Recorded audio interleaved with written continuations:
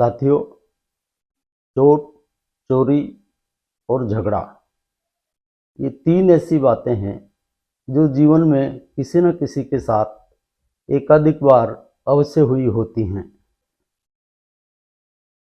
ये तीनों ही बातें सप्तम भाव के साथ संबंध रखती हैं।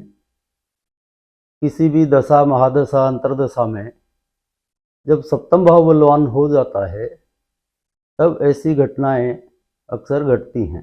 यूँ तो विवाह, मृत्यु, ये बातें भी सप्तम भाव से ही संबंध रखती हैं, किंतु हम यहाँ पर सिर्फ चोरी की बातें समझने जा रहे हैं। अक्सर लोग यह पूछने के लिए भी अपनी कुंडली लेकर आते हैं कि सर मेरे यहाँ पर चोरी हो गई है, मिलेगी या नहीं मिलेगी, मिलेगी तो किस दिशा में मिलेगी, कौन ले गया, इत्यादि जैसे प्रश्न होते हैं। अब आप ज्योतिष करने बैठे हैं तो आपके पास जीवन के किसी भी क्षेत्र का कोई भी सवाल आ सकता है। इसके लिए हमें विशद अध्ययन की ज़रूरत होती है। आज हम आपको चोरी की घटना का पता कैसे लगाएं, यही बताने जा रहे हैं। हमने अपने इस ज्योतिषीय जीवन काल में ऐसे प्रश्नों का कई बार उत्तर दिया है और जो सटीक बैठता है। चोरी के प्रश्न का उत्तर यदि आप नक्षत्रों के अनुसार निकालेंगे तो वो बहुत सटीक बैठेगा। 27 नक्षत्र होते हैं। इन 27 नक्षत्रों को 4 के समूह में बांटा गया है चोरी की वस्तु का पता लगाने के लिए। पहला समूह है रोहिणी, पुनर्वसु, उत्तरा फाल्गुनी, विशाखा, पूर्वाषाढ़ा, धनिष्ठा और रेवती।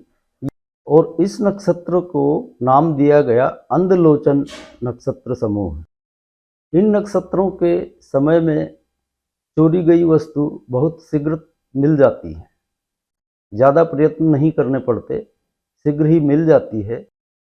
और यह वस्तु चोरी गई हुई है, जिस स्थान से चोरी गई है उससे पूर्व दिशा में मिलती है। अब दूसरे समूह में आते हैं अश्वनी, मृगशिरा, अश्लेखा, हस्त, अनुराधा, उत्तराषाढ़ा और शतभिषा। इन 7 नक्षत्रों के समूह को नाम दिया गया है मंदलोचन नक्षत्रों का। और इन नक्षत्रों में जो वस्तु चोरी होती है वो थोड़े प्रयत्नों से मिलती है, आसानी से नहीं मिलती। थोड़े प्रयत्न करने पड़ते हैं पर मिल जाती है। और चोरी गई हुई इस जगह से यह वस्तु पश्चिम दिशा में मिलती है। अब तीसरा समूह हुआ भरणी, आद्रा, मघा, चित्रा, ज्येष्ठा, पूर्व भाद्रपद।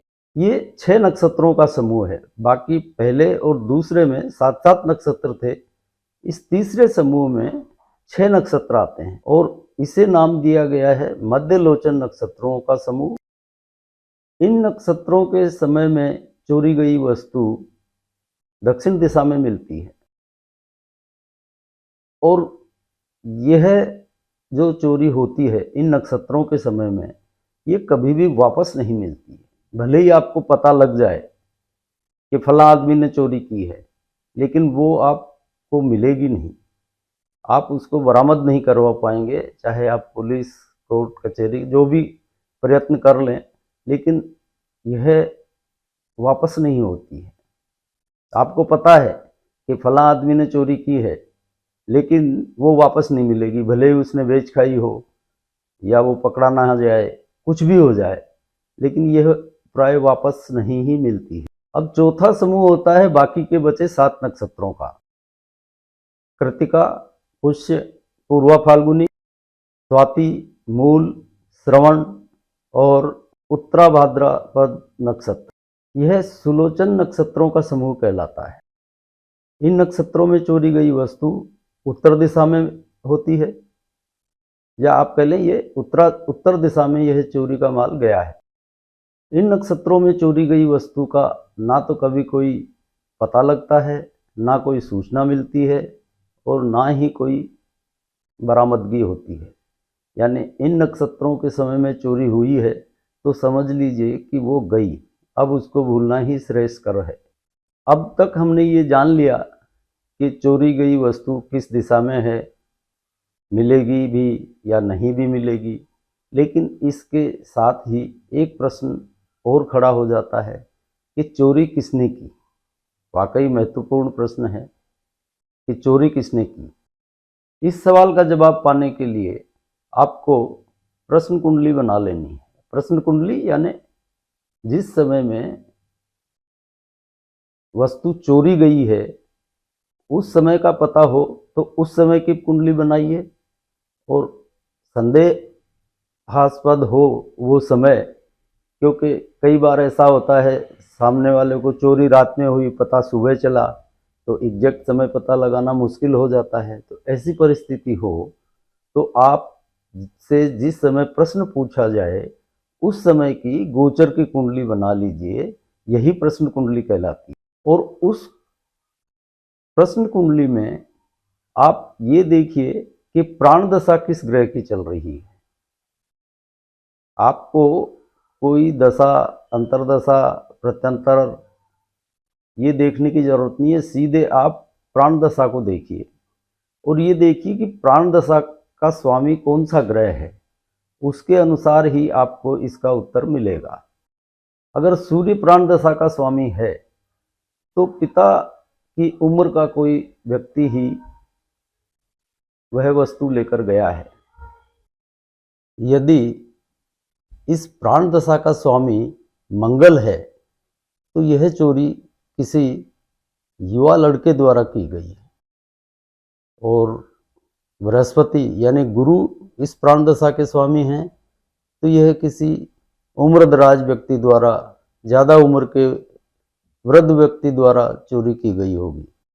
शनि प्राण दशा का ग्रह है तो यह किसी नौकर चाकर, अधीनस्थ कर्मचारी या घर के पुरुष नौकर, स्त्रियां नहीं, पुरुष नौकर द्वारा यह चोरी की गई होगी। और बुध प्राण दशा का स्वामी ग्रह है तो यह किसी कुंवारी लड़की द्वारा की गई होगी, वो किसी भी उम्र की हो, यदि वो कुंवारी है तो इस चोरी में उसी का हाथ होगा। केतु प्राण दशा का स्वामी है तो यह किसी भिखारी द्वारा, जो मांगने वाले आते हैं, भिक्षा रिटर्न करके जो अपना जीवन निर्वहन करते हैं वो, या किसी अड़ोस पड़ोस के व्यक्ति द्वारा यह चोरी की जाती है। और शुक्र इस प्राण दशा का स्वामी ग्रह है तो निश्चित ही यह किसी विवाहित स्त्री द्वारा की गई चोरी होगी, किसी भी उम्र की हो, वो विवाहित होगी। तो हमने आपको ये चोरी गई वस्तुओं का पता लगाने के लिए एक नक्षत्र द्वारा प्रतिपादित थ्योरी बताई। आशा है आप इसको उपयोग में लेके इसका लाभ उठाएंगे। अब आज का ये चैप्टर यहीं तक, फिर अगली बार प्रस्तुत होते हैं किसी नए विषय के साथ। तब तक के लिए जय जय सिया राम।